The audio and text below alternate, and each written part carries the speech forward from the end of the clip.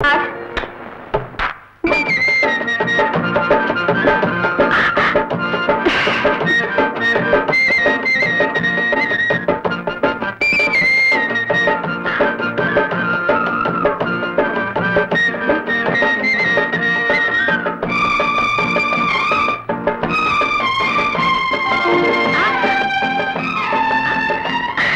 తిరుపతి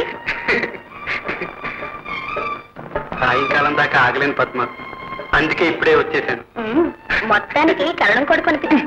ప్రేమకు పెళ్లికి మధ్య మీ అరటి తోటకు మా ఇంటికి ఉన్నంత దూరం ఉంది. అంతేనా? అయితే మరిలో తీసుకొచ్చి మీ పెరట్లో ఏం చేస్తాను, సరేనా?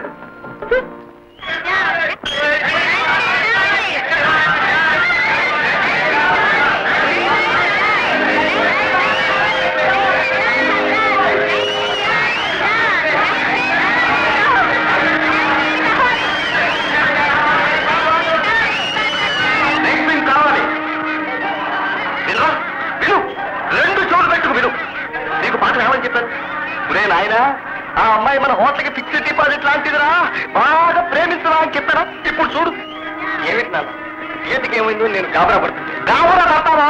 క్యాబరే ఎవరు పడతారు? క్యాబరే ఎవరు పడతారా? ఏమండి, ఈత కనిపించడం లేదా?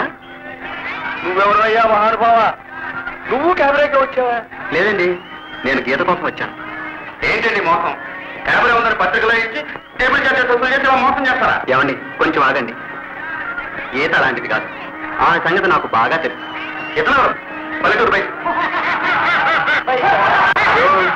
స్వామి, కొంచెం తక్కువయ్యా. ఇందాకని చూస్తున్నాను, మందు కొట్టి మున్సిపాలిటీ బండిలా ఎగిరిగిరి పడుతున్నావు. ఏటో మైనా మైనయ్యా,